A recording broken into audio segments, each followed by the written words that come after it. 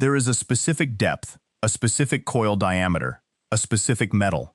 And when you get all three right, root rot stops completely. Not slows down, stops. Victorian gardeners knew this. They documented it in estate records from the 1870s through the 1910s.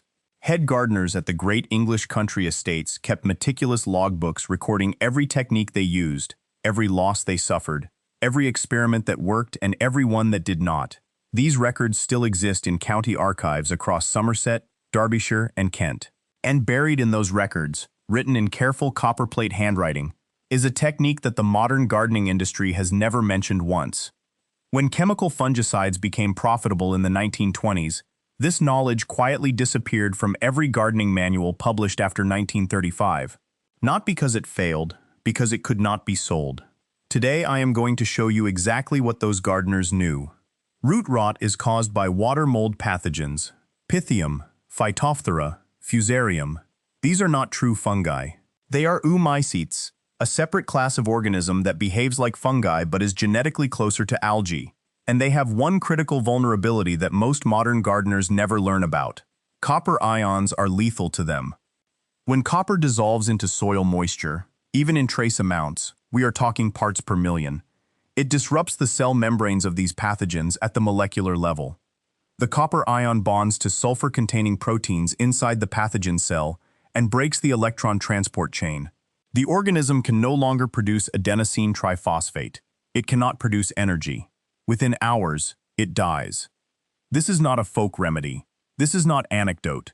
This is the same mechanism behind copper-based fungicides that sell for $40 a bottle at garden centers today. Copper oxychloride, Bordeaux mixture, copper hydroxide. All of them work through exactly this mechanism, delivering copper ions to the site of infection. But Victorian gardeners did not buy a bottle. They did not spray. They did not need to apply anything again. They buried a wire. Once, and it worked for a decade. Not all copper works equally. You need solid copper wire, minimum 12 gauge, maximum 10 gauge. Thinner wire dissolves too fast and depletes within 2 seasons. Thicker wire releases ions too slowly to achieve effective concentration in the soil water. The wire must be bare copper, no coating, no insulation, no tinning. Pre-1970 electrical wire from salvage yards is ideal. The older the wire, the better. Aged copper has a surface oxidation layer that actually accelerates initial ion release when it contacts soil moisture. Modern wire is often coated with tin to prevent oxidation during shipping and storage. That coating blocks ion release almost entirely and renders the wire useless for this purpose. The coil shape is where most people would go wrong if they tried to figure this out on their own. You do not lay the wire straight. You do not run it in a line along the bed. You coil it into a flat spiral, like a cinnamon roll laid flat on its side. The diameter of that coil should match the drip zone of your plant, the outer edge of where the leaf canopy ends. For a mature tomato plant, that is typically 18 to 24 inches across. For a raised bed, the coil spans the full planting width. The reason for the coil shape is coverage. The pathogen does not attack from one direction. It is present throughout the root zone. The coil distributes copper ions in a radial pattern from the buried wire outward through the surrounding soil water. A straight wire treats a narrow corridor. A coil treats a zone. The specific depth is 8 inches below the soil surface. Not 6, not 12, 8. 8 inches places the copper directly in the zone where Pythium and Phytophthora are most active during warm season growth. These pathogens thrive in the layer between 4 and 10 inches depth, warm enough to be biologically active, moist enough to move through soil water, close enough to roots to cause damage. Above 6 inches, soil dries too rapidly in most climates to sustain pathogen populations long-term. Below 12 inches, the drainage characteristics of soil change and the copper ions disperse into deeper substrate before they can reach the active root mass above. The Victorian records from estates in Somerset and Derbyshire consistently documented 8 to 10 inches as the effective installation zone. Multiple independent estates with no communication between them arrived at the same number across a 30-year period of observation. That convergence matters. When isolated experiments arrive at the same answer, you are looking at physics finding itself. Once buried, the copper reacts with soil moisture and atmospheric oxygen in a process called corrosion oxidation. This releases copper ions continuously into the surrounding soil water. The process is slow, it is self-limiting, and it is remarkably demand-responsive.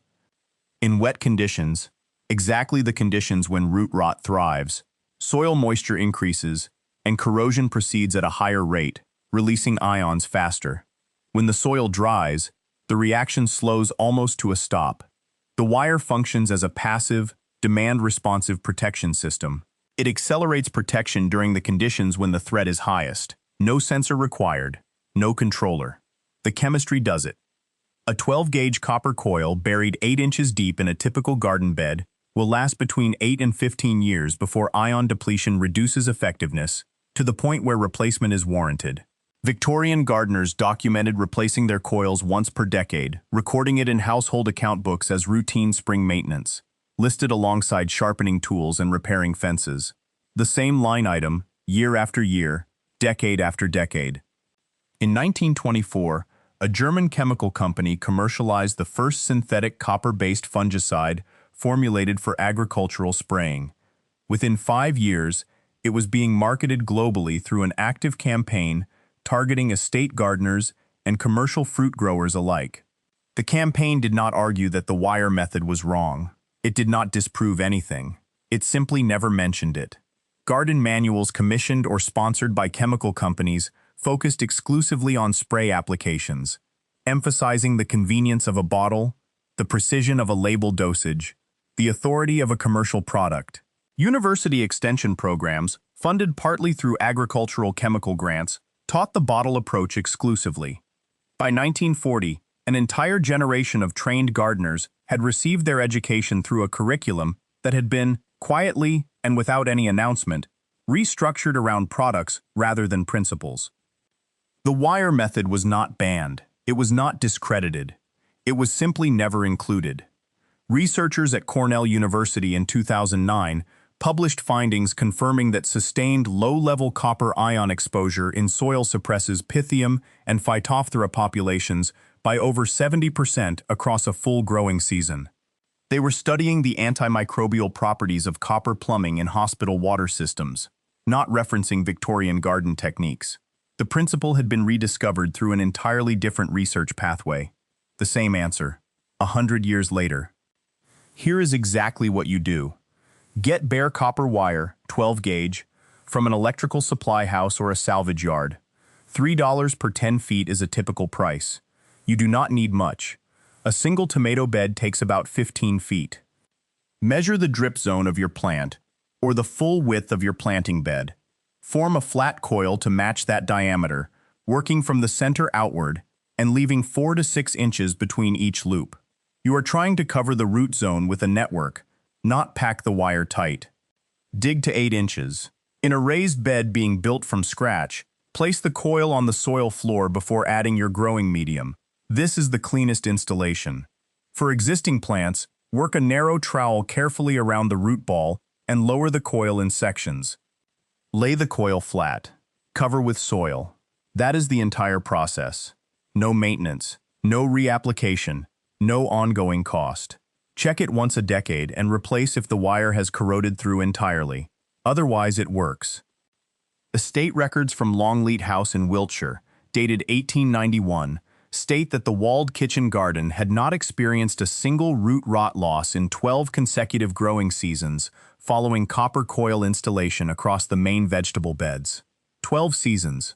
The head gardener's annual report describes the coils as the most dependable investment the garden had ever made. Before the coils, they lost 1 bed in 4, every season. The chemical industry did not make root rot prevention better. It made root rot prevention profitable. Those are not the same thing, and the difference matters to anyone growing food. If you have lost plants to root rot this season, tomatoes, cucumbers, squash, anything, write the word copper in the comments below. I want to understand how widespread this problem actually is among the people watching this channel. Next video, the exact charcoal to sand ratio in Pioneer water filters. The layering sequence that took contaminated river water and made it safe to drink. Documented in wagon train journals from the 1850s, confirmed by modern water treatment engineering, and the materials cost under $15 today. Subscribe and stay close. We are just getting started.